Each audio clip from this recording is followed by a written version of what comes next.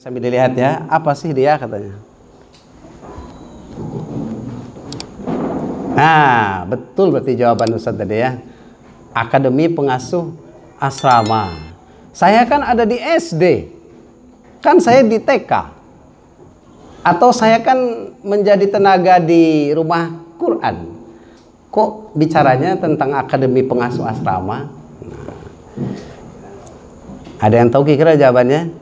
Nanti lagi, nanti habis hadiah. Tak usah dulu ditanyakan.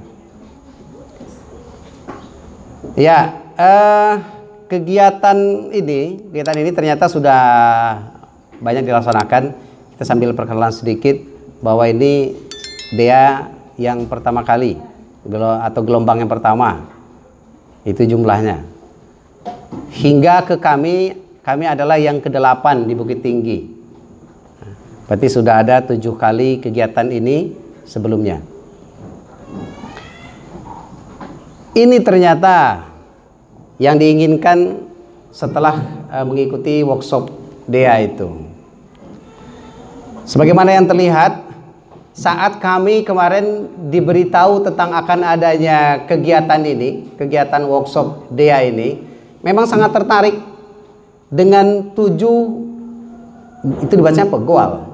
Goal 7 goal workshop dia. Sangat tertarik dengan adanya hal itu, pengkabaran itu kepada kami. Karena pertama, insya Allah bisa mewujudkan guru yang teladan bagi santri.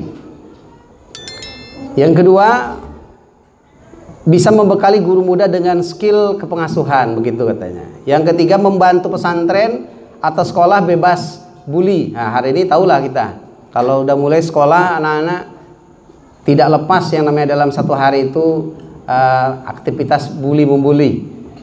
Kalau dulu tak bully bahasanya. Bully ini tahun berapa muncul itu?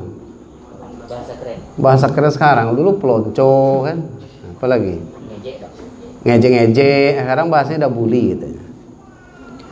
Yang keempat, membantu pesantren untuk sekolah meningkatkan pelayanan untuk santri dan orang tua. Gitu. Yang kelima, membantu pesantren sekolah bersih, sehat, rapi tanpa cleaning service. Gimana caranya? Kok bisa tanpa cleaning service? Bagi saya pribadi yang diamanahkan di SD ataupun di panti, tertarik betul bisa tanpa cleaning service, bisa jadi bersih. Seperti apa betul sebenarnya ilmu yang mereka tawarkan itu yang membuat kami tertarik. Begitu juga bisa membantu pesantren sekolah bisa aman tanpa adanya security. Seperti apa modelnya? Tentu buat kami penasaran jadinya. Tanpa bully, tanpa cleaning service, tanpa harus ada security.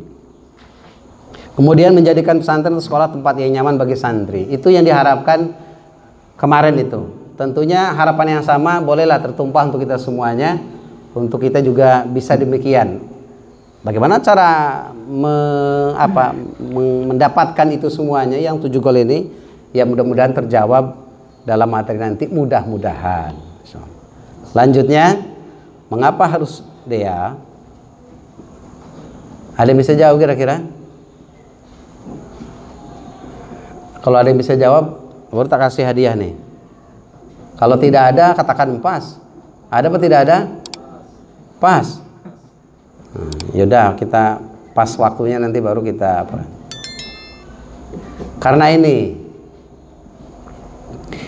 jadi ini mudah, silakan dibaca saja, tak perlu pakai penjelasan. Kalau yang belakang terbaca enggak kira-kira? Tidak ya, Ustaz Herma terbaca? Tidak ya, Masya Allah. Terbaca ya. Coba, betul tak terbaca itu ya? Kalau ini terbaca enggak kira-kira? Terbaca Ustaz? Tahu ya?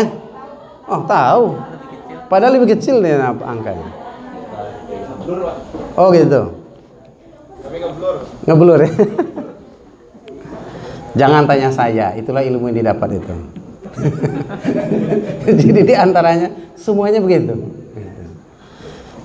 Ya gitu Ustaz Muslim kan? Iya, baik. Inilah dia 7 keuntungan yang ditawarkan oleh mereka tentang saat setelah mengikuti workshop DEA.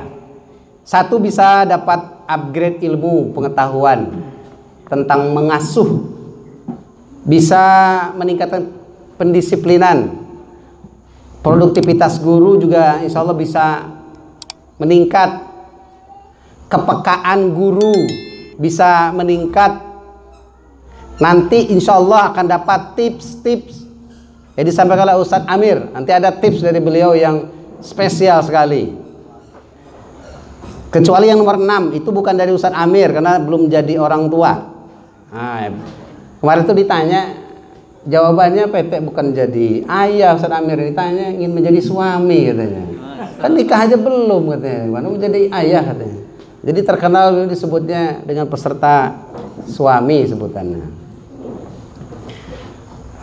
Nanti mendapatkan tips menjadi seorang orang tua. Dan yang terakhir ada cara bagaimana tentang problem solving seputar dunia pengasuhan. Ini harapannya. Tapi jangan dibayangkan dulu bahwa berarti artinya kami ini posisinya bisa seperti itu ya. Mudah-mudahan kita akan berikhtiar. Insyaallah. Gimana? Motivator gondrong. Nah, itu dia. Tidak meliput, lumayan nih. Banyak kontennya. Ya, ini dia yang kedua, 69 peserta. Kenalan dulu dengan siapa trainer dia. Tidak asing lah, kami ada 4 orang. Masya Allah. Jadi jangan memperkenalkan yang ini kan. Gimana Pak Mas Ril kan? Ya, kalau nanti profil ini sudah, mungkin ada yang sudah tahu. Tapi kalau belum tahu kita beritahu. Pertama ini, Ustadz Ibrahim Mandres. Ya, beliau banyak pengalaman dalam hal pengasuhan. Sudah puluhan tahun, minimal beliau sudah 20 tahun mempraktekkan metode demi metode, sehingga akhirnya beliau punya pola sendiri hari ini tentang kepengasuhan santri atau tentang bagaimana cara mengasuh anak-anak didik. Ada Mr. Po panggilannya karena beliau mahir di bahasa Inggris. Kalau di Darussahadah itu kakak tingkat saya. Kalau pelatihan media semalam adik tingkat saya. Oh, semua udah jadi pembicara, betul? Tinggal anak sendiri yang belum nih. Insyaallah. Baru mulai sekarang kan. Yang lain sudah pada jadi pembicara. Satu lagi ada Ustadz Sudarisman. Kalau Ustadz Respi tidak asing lagi karena beliau para asatidz kita. Tapi dalam kesempatan kemarin hanya ada 2 ini yang hadir. Nah itu ini profilnya ya. Udah sebentar saja. Ini udah menikah Pak Ustadz atau lama-lama lihat. Ini peserta dia yang ketiga. Lewat. Mana sih pesantren atau sekolah yang sudah mengikuti dia? Bolehlah ditengok-tengok dulu. Ini dia. 1, 2, 3, 4, 5, 12. 13 sampai 28. Yang cepat matanya beruntung. 29 sampai 43 silahkan. Ada kira-kira masuk SD Telpala? Belum. Nah, ada kira-kira di tempat mana? Fastabiqul khairat SDT sudah masuk, ini duluan ikut beliau di Solo. Udah duluan ternyata. Terus ada lagi? Nggak ada ya. PPT Raudhul Quran tak tahu di mana tuh? Indragiri Hulu katanya. Udah duluan malahan ya. Belilas. Nah, luar biasa. Terus selanjutnya ya terus udah habis. Masih ada. Ini dia. Lagi dah habis. Itulah sekolah-sekolah yang sudah yang sudah mencoba menerapkan ilmu dari Dea. Ini peserta Dea yang keempat. Lewat. Ini apa saja program Dea? Apa saja program Dea? Ya. Ini dia program Dea itu. Pertama ada 4. Kok pertama ada 4? Program Dea itu ada 4. Yang pertama training atau workshop kelas menjadi teladan. Yang kedua training workshop atau kelas skill pengasuh. Yang ketiga in-house training. Yang keempat mentoring. program pendampingan atau mentoring kepengasuhan. Jadi para asatidzah yang kami muliakan Allah Subhanahu wa taala, kami baru mengikuti kelas yang pertama. Kelas yang pertama. Ya. Jadi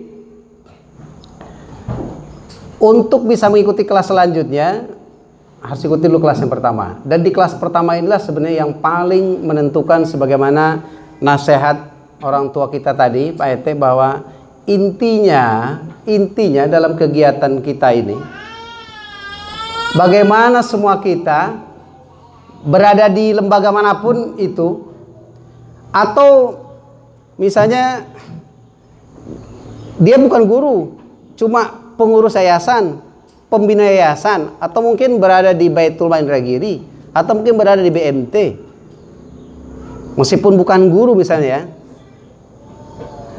tetapi yang namanya menjadi teladan siapapun adalah menjadi hal yang mutlak harus ada pada setiap diri kita. Tidak mesti harus menjadi seorang guru. Setiap kita pasti akan suatu saat menjadi seorang ayah dan ibu. Tentu harus ada keteladanan di sana. Guru sudah jelas lagi, muridnya banyak, harus menjadi orang yang diteladani dulu oleh kita sebelum ke murid-murid. Di lembaga-lembaga apapun, yayasan juga tentu sudah demikian. Mereka akan berusaha sekuat tenaga menjadi teladan dulu kepada mereka sendiri, baru nanti ke kita yang di bawahnya. Atau siapapun dia wajib menjadi teladan dulu sebelum kepada yang lainnya. Jadi intinya itu udah begitulah tuh, teladan. Jadi kalau ada yang nak balik lah, boleh balik tuh. Karena intinya itu udah selesai. Ustaz, gimana Ustaz? Lanjutkan? Lanjut. Lanjut ya? Lanjut. Dia udah selesai itu sebenarnya itu. Bagaimana kita teladan dalam hal apa? Nanti baru diuraikan. Saya ke bagian 1, beliau ke bagian 2 dan 1. Nah, gitu. Teladan dalam hal apa? Itulah yang kami pelajari dalam 3 hari itu. Semuanya tentang bagaimana mengubah mindset kami. Pastikan bahwa setiap kita harus menjadi teladan dulu. Teladan dulu, teladan dulu. Baru nanti akan bergeraklah ke langkah-langkah selanjutnya. Bila yang satu ini belum sukses, insya Allah tidak akan sukses lah tuh ke selanjutnya itu. Lanjut ya. Ini sambil lewat. Nah, berarti besok kalau pemateri di sana menyampaikan materi, nanti akan ada dia batch 8. Nah, kamilah berarti nanti orangnya kan. Ini sudah yang ke-7. Nah, ini dia teladan dalam hal apa? Nah, inilah yang akan kita bahas nanti ini. Teladan dalam kedisiplinan, teladan dalam kuat ruhiyahnya, teladan dalam kejujuran, teladan dalam hal bertanggung jawab, teladan dalam hal kepekaan. Ini pekaannya agak peka atau peka ya? Peka. Tandanya apa kalau bahasa Indonesia peka? Kayak kalah Ustaz Pak ya.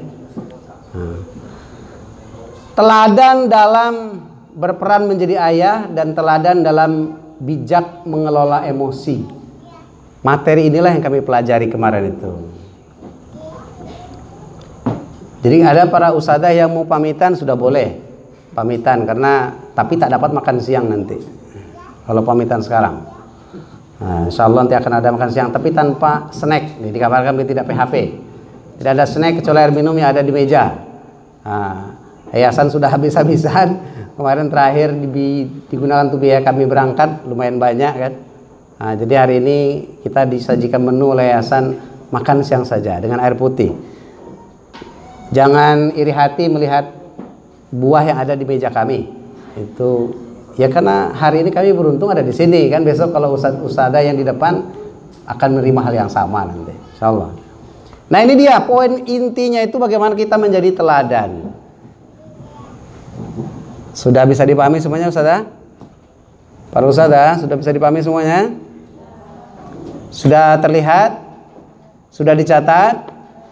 Bisa kita lanjutkan? Para ustadz tak perlu ditanya. Ini modus nih, tidak. Asli bertanya. Baik, selanjutnya. Ini tak perlu diuraikan karena Maksudnya di kegiatan dia selanjutnya itu nanti akan ada pelatihan ini gitu. Tentang skill pengasuh. Kemudian tentang ada kegiatan selanjutnya apa nih? In-house training. Nah, di sini bisa bedah sekolah. Misalnya kalau apa, bagus juga suatu saat yayasan memang mengundang betul yang aslinya mereka menyampaikan kepada kita tentang kelas menjadi teladan, tentu karena tentu gregetnya akan berbeda. Tapi nanti ternyata jika cukup dengan seperti ini saja, ada perubahan yang mendasar dan luar biasa, itu lebih bagus lagi. Tinggal nanti kita maju ke kelas selanjutnya, skill, meningkatkan skill pengasuh, in-house training, dan yang terakhir adalah program mentoring. Nah itulah dia, saya sampaikan kepada Ustadz Ibrahim Andres ini bahwa hari ini memang betul lembaga pendidikan apapun itu, terutama di keluarga besar kita, butuh yang namanya konsultan pendidikan. Ada orang yang membimbing kita, mengarahkan kita tentang pendidikan kita ini. Jadi biar jelas nanti kualitas dan lain sebagainya. Baik, ini tak penting betul kapan dan di mana event dia. Yang jelas sudah terlaksana masalahnya. Terakhir nanti itu sekarang sedang berjalan di Lampung dan nanti akan ada di Pekanbaru. Di Medan batal. Kalau nanti mau bisa diambil oleh kita tanggal 9 sampai 11 Maret agenda yang beliau siapkan. Dah, ini juga tak penting bagaimana cara menjadi peserta Trendia, cukup daftar sama Ustadz Muslim saja. Nah, selesai. Itu untuk Dea.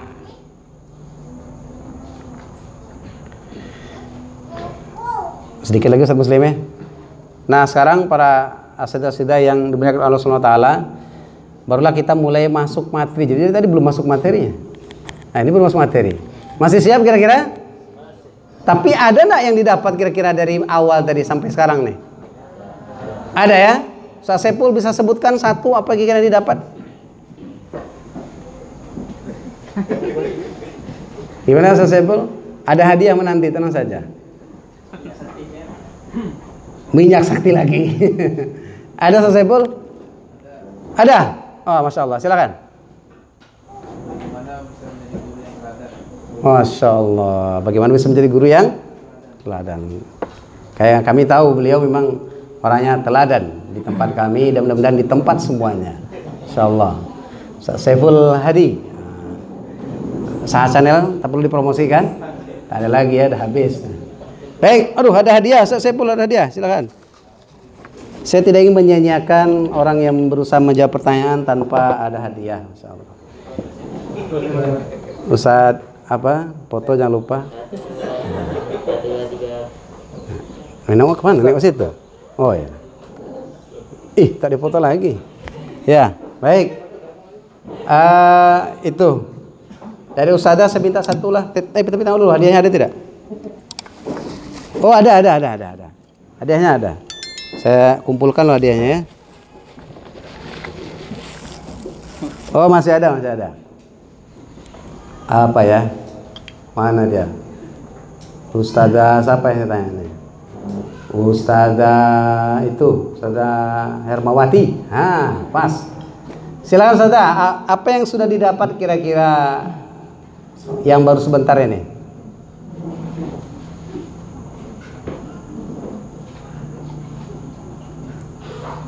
Ada? Saya tidak ingin menyiksa Ustazah. Kalau tidak ada jawaban tidak apa-apa. Kita lanjutkan ke yang lain. Kadang tersiksa kalau tak bisa menjawab itu. Bisa keringat dingin keluar. Yang lain lah Ustazahnya, coba. Dari mana ini? Ada yang dari lirik Ustaz Aziz? Sebut siapa nama Ustazahnya? Ustazah Erna.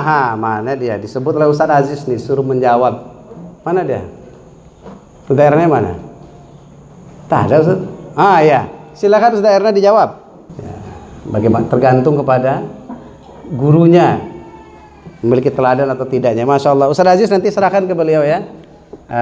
Tidak perlu kemari. Nah, Ustaz Aziz saja antarkan nanti ke beliau. Silakan ambil Ustaz Aziz. Ya. Tak perlu lah. Tadi sudah foto tadi. Ya baik. Sekarang kita lanjutkan kalau Bang kita sudah dapat poinnya. Bagaimana kita bisa teladan? Teladan dalam hal apa? Satu, disiplin. Nah, ini dia, disiplin. Saya lewatkan kisah surat wasiat terlampau panjang, nanti berkisah habis pula, tak kebagian satu muslim nanti. Maksudnya tentang kedisiplinan. Ini normatif, tak perlu dihafal-hafal pun tak apa-apa. Yang penting disiplin. Nah, macam mana tuh supaya disiplin? Jadi kita lewati saja. Kalau mau untuk jadikan apa status boleh, fotolah dulu. Ketikkan tiada kesuksesan tanpa kedisiplinan, tiada kedisiplinan tanpa keteladanan, gitu ya. Yang mudah-mudah maksud saya pun saya sedang milih-milih yang mudah dijelaskan saja, Ustaz, kan? Kan susah menjelaskan ulangnya nih. Ya saudara saya, pilih-pilih saja. Nah, ini saja. Kita akan bahas ini saja. Dari mana sebenarnya datangnya kesadaran sehingga kita bisa berdisiplin? Nah, tahu kan tentang disiplin kan?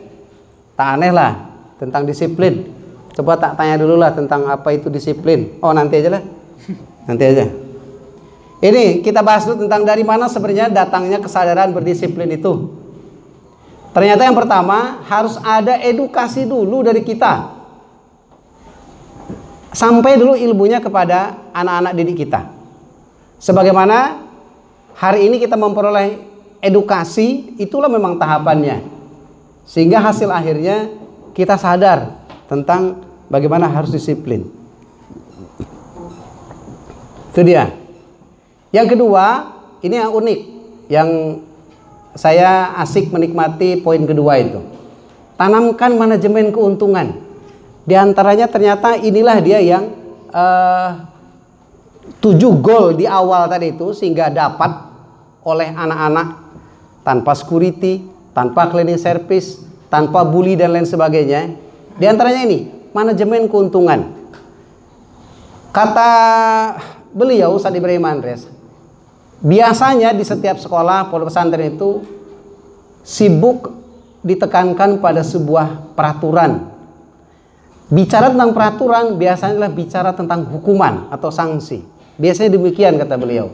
Hari ini harus kita rubah. Jangan ditekankan pada sibuk mencari jika ada pelanggaran ini maka harus sanksinya ini. Jangan sibuk diperas otak kita memikirkan itu. Tetapi pikirkan yang seperti ini. Kita ganti metodenya adalah sampaikan kepada anak-anak tentang manajemen keuntungan. Maksudnya apa manajemen keuntungan? Misalnya kita akan menerapkan apa nih? Kedisiplinan hadir dalam setiap acara, dalam setiap kegiatan misalnya. Apapun acaranya kita nanti akan tepat waktu sesuai dengan yang disepakati misalnya ya. Maka sampaikan keuntungannya kepada anak didik kita. Atau hari ini kepada kita semuanya lah. Kira-kira ada tak untungnya kalau kita disiplin? Ada enggak kira-kira? Ada ya? Bertanggung jawab dengan jawabannya kira-kira? Saya tanya nih kalau memang ya ada. Nah. Ada kira-kira? Baik, Ustaz Zain. Yang pertama kali menjawab tadi. Memangnya sebenarnya apa sih untungnya kalau kita menjadi punya teladan disiplin? Disiplin salah satunya mungkin kalau ada kegiatan atau agenda akan berjalan dengan baik. Baik, nanti tak perlu diulas ya, silahkan dengar saja. Kalau jawabannya sudah disebut jangan diulang, harus ganti.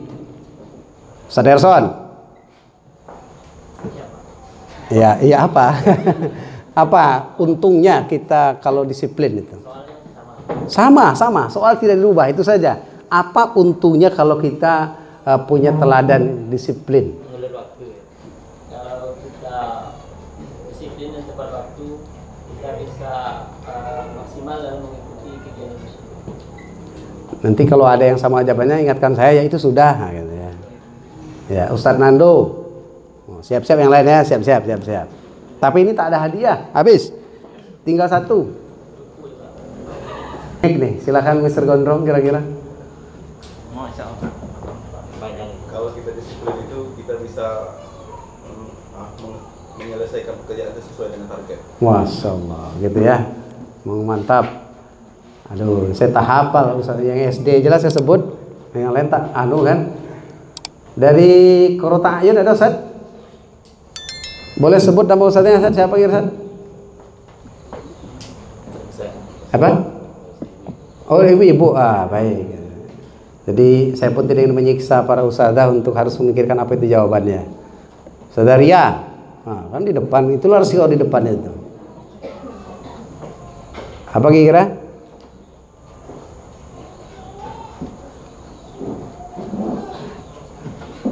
Teman yang lain jangan dibisikkan ya. Kalau kita memberitahu teman di sebelah, itu sama dengan kita menganggap dia bodoh. Jadi biarkan aja dia bicara apa adanya. Nah, jadi kasihan kan? Secara tak langsung dia sedang menganggap kita bodoh, buruk jadinya.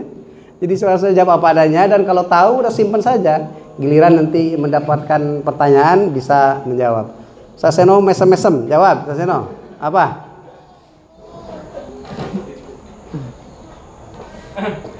Jadi sebelum pertanyaan itu sampai ke step kita, sudah siapkan 3 jawaban gitu. Jadi kalau nanti satu udah disebut orang, masih pengontrolan.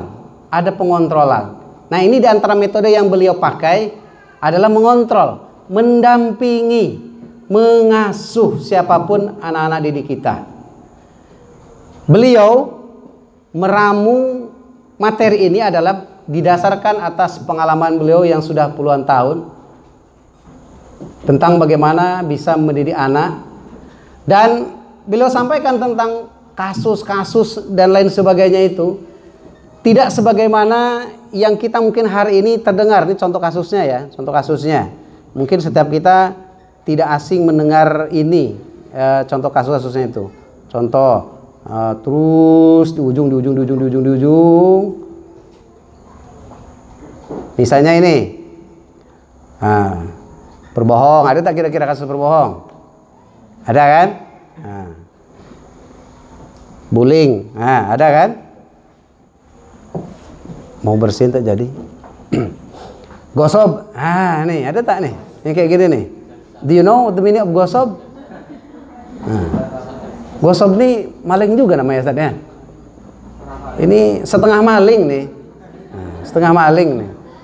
Dia tidak ngambil, bukan dimiliki, enggak, cuma pakai itu saja, makanya sebentar. Tak izin dengan orangnya. Itu gosip namanya itu. Ini dia nih. Ada hasilnya sekarang? Kalau ada sekarang tunjukkan orangnya. Ini ada yang pernah mengalami ini? Ini kalau alumni pondok pesantren pasti paham kalau istilah ini kan. Apa salahku, apa dosaku, kepala yang botak. Ya. Ini dia. Kalau belum gudikan, belum disebut santri, masya Allah, menjadikan betul masa. Iya. Biasanya ada ini. Kami tak perlu mikir jauh kan, di tempat kami juga ada tumpukan pakaian kan. Ya. Ini dia.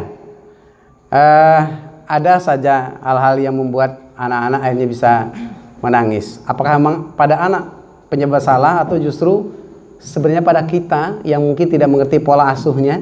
Ini pertanyaannya untuk kita itu. Sebenarnya masalah-masalah yang tadi terjadi itu sebenarnya memang bersumber dari anak kah? Atau sebenarnya mungkin jangan-jangan kita yang belum mengerti metodenya. Nah, maka berangkat dari berbagai macam kasus yang terjadi dengan segala metode yang pernah beliau alami, ketemulah oleh beliau metode-metode tersebut. Sehingga mudah-mudahan dengan ini bisa permanen dan menjadi solusi bagi semua lembaga pendidikan yang menginginkan perubahan ke depannya lebih baik. Karena yang menjadi masalah itu adalah ini katanya, no problem is a problem. Ada yang tahu artinya? Apa nih? Kadang-kadang yang jadi masalah tuh ini pula nih. Dia di pondok tuh, atau di sekolah kita, atau di panti, atau di rumah tafid, atau di pondok tafid, atau dimanapun itu, sebenarnya banyak masalah. Yang kayak tadi contoh-contohnya itu. Tapi kadang-kadang kita menganggap ini, no problem is a problem. Artinya itu, dia tak tahu kalau dia itu sedang ada masalah. Orang kayak gini, masalah. Dia tidak tahu dia sedang bermasalah, tapi tidak tahu. Maka orang ini itu bermasalah. Nah, mudah-mudahan tidak terjadi pada kita. Maka kembali ke yang tadi. Nah, ini diantara pola yang beliau terapkan adalah kontrol guru. Kalau di SD berarti nanti ke depan kita bagaimana caranya bisa mendampingi setiap aktivitas anak. Di TK juga demikian. di pondok-pondok tahfidz ada asrama juga demikian. Bagaimana kita bisa mendampingi anak-anak. Pendampingan itu ternyata yang paling penting. Kalau hari ini, kalau dulu kami mengenal ada IST di pondok, belum menyampaikan IST itu kadang-kadang bisa menjadi diterjemahkan dengan seperti ini, menjadi perpanjangan tangan pondok untuk menyelesaikan tugas-tugas pondok. Kan banyak IST itu OSIS kalau kita begini ya. Hari ini kan selalu diterjemahkan anak-anak itu menjalankan tugas pondok, bukan menjalankan bukan mereka diajarkan untuk berorganisasi, bukan itu titik tekan, tetapi ditekankan untuk bisa menjalankan tugas-tugas pondok. Padahal tugas itu adalah kita, ada pada kita. Misalnya biarkan ada IST, mereka yang menjalankan tentang ada bagian air, bagian listrik, bagian keamanan, biarkan mereka belajar berjalan, ada organisasi itu, tetapi pastikan setiap kita bisa mendampingi mereka, jangan meninggalkan mereka. Contoh kasus misalnya ketika ada kejadian, ada pelanggaran seorang anak, lalu diserahkan kepada bagian kesantrian atau bagian siswa atau ST atau OSIS yang menangani itu. Bayangkan, tentu mereka akan menghukum anak sesuai dengan ilmu yang ada pada mereka. Kalau tidak ada kontrol, sangat berbahaya. Alam mereka sendiri. Harusnya itu pekerjaan para guru, para ustadz memastikan setiap aktivitas anak didampingi, dikontrol. Itu diantara pola yang beliau terapkan itu. Mudah-mudahan kita bisa menerapkan itu nanti. Kemudian apalagi pengulangan. Pengulangan, apa yang diulang? Semuanya diulang, diingatkan kembali tentang edukasi tadi, diulang lagi tentang manajemen keuntungan. Contoh tadi disiplin, apa sih untuk disiplin? Diulang-ulang terus menyampaikan itu. Untungnya disiplin itu begini loh. Nah, begitu dan seterusnya. Diulang-ulang, dan bahkan uniknya katanya Indonesia ini kalau belum diulang sampai 33 kali itu belum jadi. Kalau negara luar katanya, ini tak tahu juga, entah penelitian kah atau apa, tidak tahu lah. Misalnya Amerika cukup dengan berapa kali, Saudara? Cukup dengan 3 kali sampai udah jadi karakter. Atau misalnya negara lain kan. Kalau Indonesia ini unik, harus sampai 33 kali dulu baru nanti berubah menjadi karakter. Tapi mudah-mudahan kita tidak demikian. Cukup hari ini saja disampaikan ternyata sudah mengkarakter. Tak diaminkan dia, ini doa nih padahal. Apa tak nyimak jangan-jangan ini. Coba berdiri dulu lah kalau gitu semuanya. Minta maaf pada ustaz saya supaya berdiri dulu semuanya, silakan. Ya, silakan. Ya, silahkan berdiri semuanya. Nah, sekarang simak pertanyaannya ya, pertanyaannya. Siapapun ustadz-ustadzah mau status sebagai orang tua di rumah kah, atau di yayasan kah, atau di pondok, di SD, TK dan sebagainya, silakan. Posisinya sesuai dengan status masing-masing. Pertanyaannya adalah, pernahkah para ustadz-ustadzah mendampingi bawahannya atau anaknya? Yang sudah pernah melakukan itu, silakan duduk.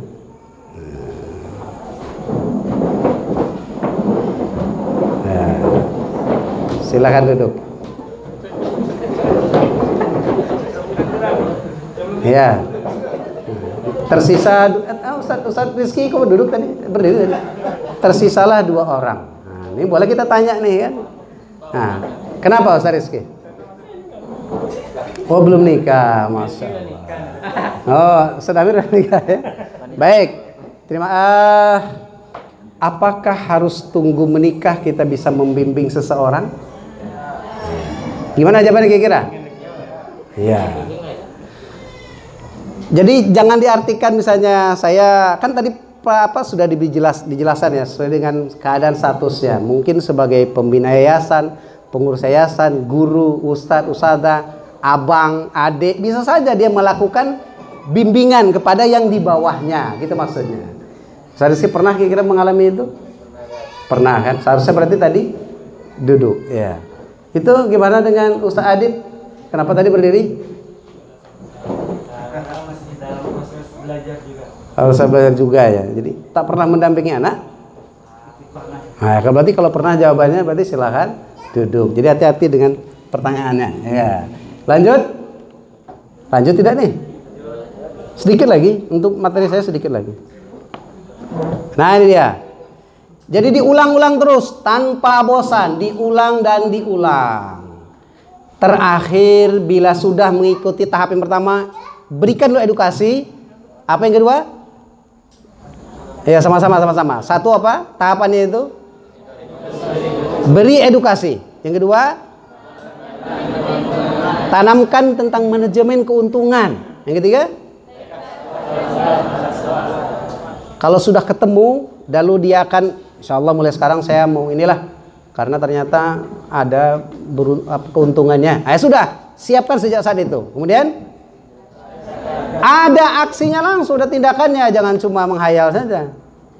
Nanti akan begini, tapi dikerjakan langsung. Kemudian kontrol, pendampingan, asuhan. Inilah yang disebut dengan dormitory educator academy itu. Jadi bukan saja sekedar cerita tentang pengasuhan, bukan begitu saja. Semua kita memang ada beban untuk mengasuh siapapun yang ada di bawah kita.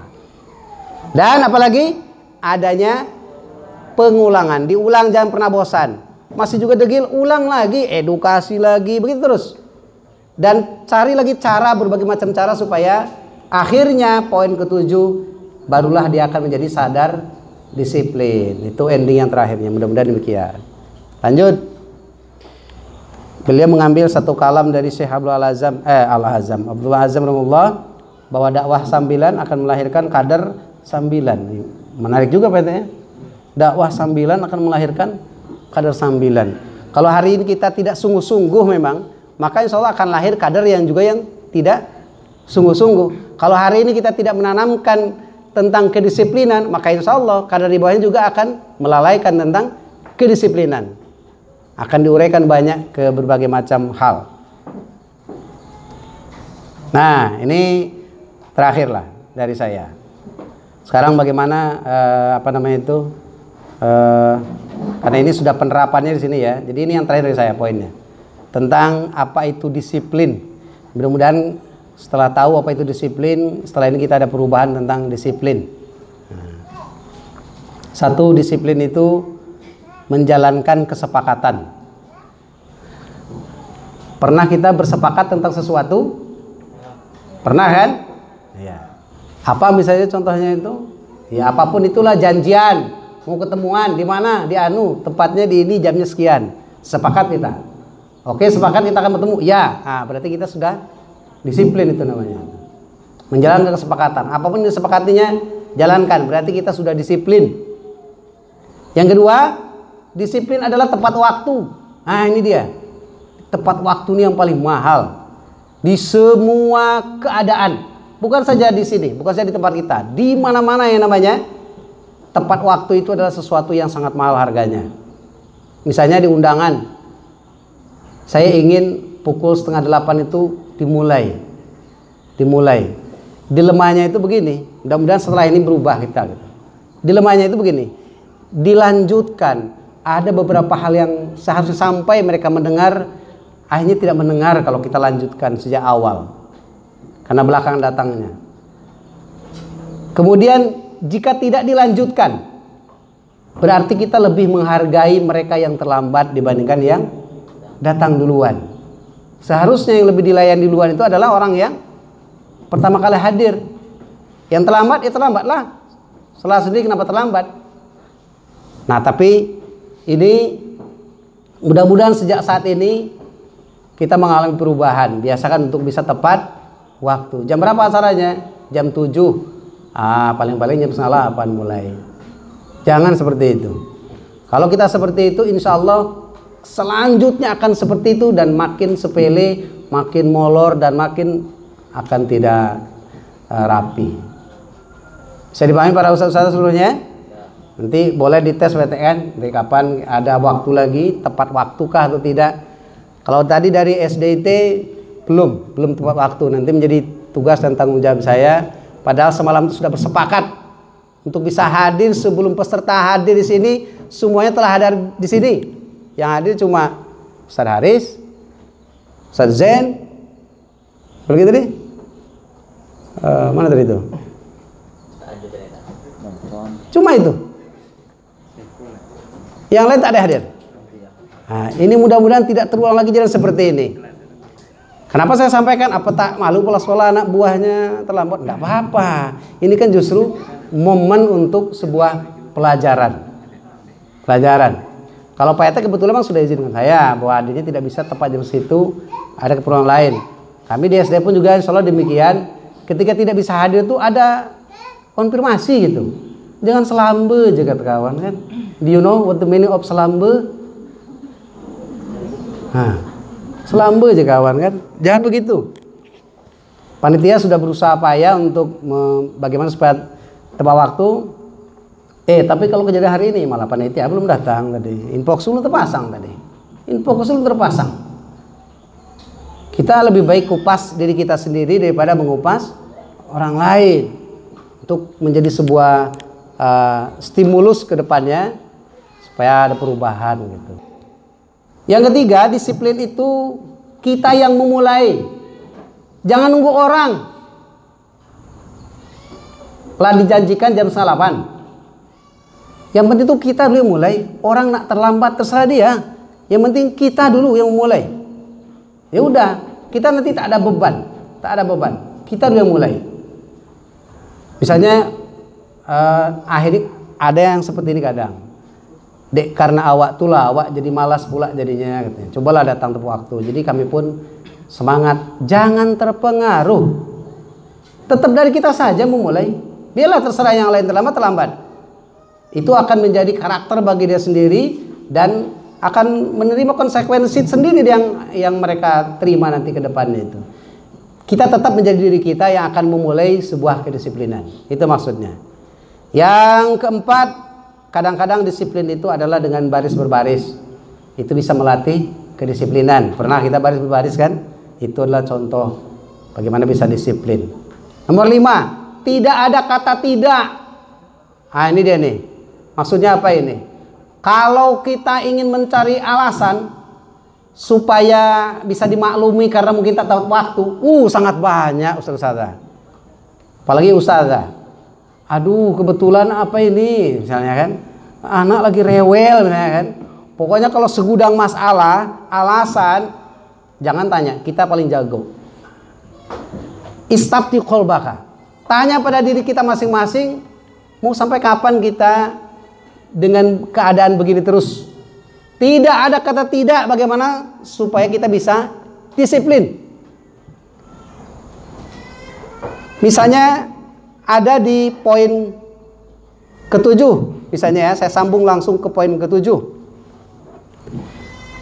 Setiap kali ada masalah yang kita hadapi, hari ini terlambat nih misalnya, coba koreksi, sebabnya apa sih? Lalu setelah itu hadirkanlah solusi, manajemen waktunya dibuat.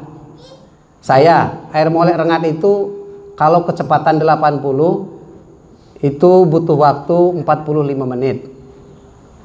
Kalau kecepatan 60 bisa sampai 50 menit kerengat. Kalau ingin 100 kecepatannya insya Allah 30 menit sampai air molek rengat. Saya manage waktunya, acara jam 8, saya berangkat kalau ingin nak santai, naga apa sedikit, saya berangkat jam 6 misalnya kan, atau setengah 7. Mau pakai gaya lambat, sedang atau cepat. Nah, saya yang mengatur, kita yang mengatur. Yang penting sampai tepat waktunya. Seperti itu. Nah mudah-mudahan setiap kita bisa demikian. Gitu. Insya Allah mudah-mudahan, nah ketika sekuat tenaga kita sudah berikhtiar dengan tidak mengada-ngada berbagai macam alasan, barulah berikan kabar. Kami ini izin apa gitu. Saya kemarin contoh, kadang-kadang disiplin ini dia menyakitkan. Tapi kalau tak menyakitkan tak jadi. Kadang-kadang korban perasaan, kadang-kadang korban harta, kadang korban waktu dan sebagainya untuk bisa disiplin. Saya pernah mengalami antrian panjang di SPBU, antrian panjang. Target saya insya Allah dengan cukup waktu 40 menit bisalah selesai menunggu antrian.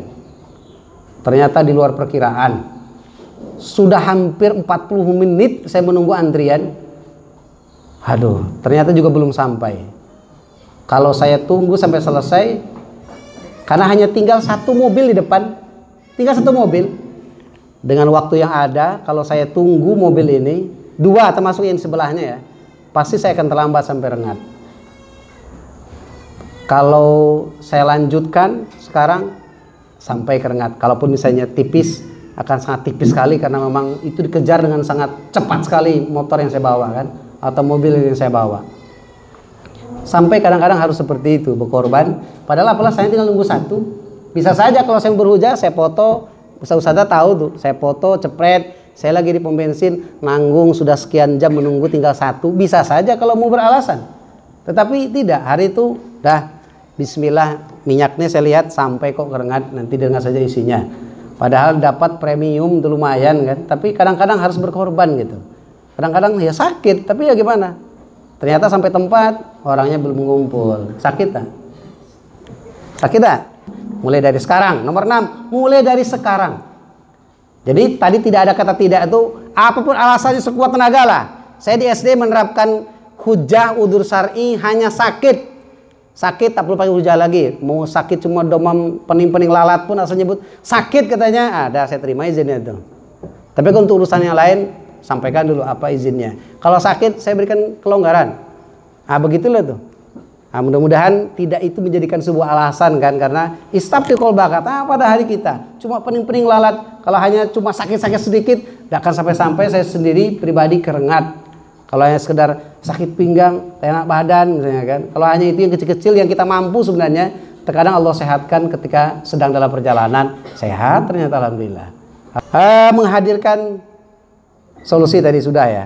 Nah, itulah kira-kira yang tentang poin keteladanan disiplin itu. Sebelum ditutup, ada orang yang bisa menghargai waktu itu biasanya karena mengalami dua kondisi. Saya kedua-duanya telah mengalami. Satu, dia pernah dirugikan karena itu, dan yang kedua pernah diuntungkan karena itu. Maka jika orang telah mengalami kondisi begini, insya Allah dia akan menghargai waktu. Contohnya, saya pernah dirugikan gara-gara waktu. Sejak itu berusaha sekuat tenaga supaya bisa menghargai waktu sehingga tepat saat naik pesawat terbang. Ada ustaz-ustaznya jadi saksi kan, terlambat kami naik pesawat. Nah, ya itu karena waktu tadi kita tidak menghargai waktu, tidak memanage dengan waktu, tahu-tahu nama kita sudah lewat dipanggil. Terlambat kami. Biasanya orang sudah mengalami kepedihan begitu, termasuk saya. Benar yang sama kalau Ustaz Ibrahim Andres, ya saya sangat terasa betul setelah itu betapa harus hati-hatinya melihat waktu supaya tidak mengalami lagi kejadian yang seperti itu. Atau yang diuntungkan, itu sudah sangat banyak. Sudah sangat banyak mulai dari yang kecil sampai yang besar. Kalau di sini sebenarnya ada sebuah video tapi tak perlu ditampilkan karena masih ada pemateri yang lain tentang bagaimana betul mereka itu orang-orang yang sangat menghargai waktu. Di sini ada video, sebenarnya itu videonya tentang ini. Nah ini dia, tentang ini, tentang orang yang lomba berenang. Bagi mereka waktu sangat mahal harganya. Selisih hanya detik saja itu sangat menentukan keberuntungan atau kerugian bagi mereka. Betul demikian kan? Misalnya di hasil akhir, ya nomor 1 misalnya ya, berapa itu yang mereka dapatkan dari menit, detik yang diperoleh, itu hanya selisih detik saja di antara nomor 1, nomor 2 itu. Hanya hitungan detik saja selisihnya. Tapi ternyata karena sedikit itulah yang satu beruntung, yang satu kurang beruntung. Maka mudah-mudahan dengan demikian setiap kita bisa menghargai waktu, bisa berazam sedemikian rupa untuk bisa menjadi teladan bagi diri sendiri, untuk bisa dalam hal poin yang pertama adalah keteladanan dalam disiplin. Itulah kira-kira yang bisa kami sampaikan dari saya. Tidak perlu banyak yang lainnya, ini sangat banyak sekali. Ini kalau untuk workshop seharian penuh dengan saya saja, nah, itu mungkin ya sampai ini karena lama. Ya, nih siap memaksa diri ya, siap paksa diri agar maksimal. Karena kata beliau maksimal. Baik. Sebagai pemateri yang pertama, selanjutnya nanti akan disambung lagi oleh Ustadz Muslim dengan materi selanjutnya, Ingat, kami hanya menyampaikan poin-poinnya, namun utama adalah teladan dalam hal yang kami sampaikan tadi. Mudah-mudahan ada pada kita semuanya nanti. Akhirul kalam, mohon maaf bila ada kekurangan kesalahan selama kami sampaikan. Billahi taufiq wal hidayah. Assalamualaikum warahmatullahi wabarakatuh.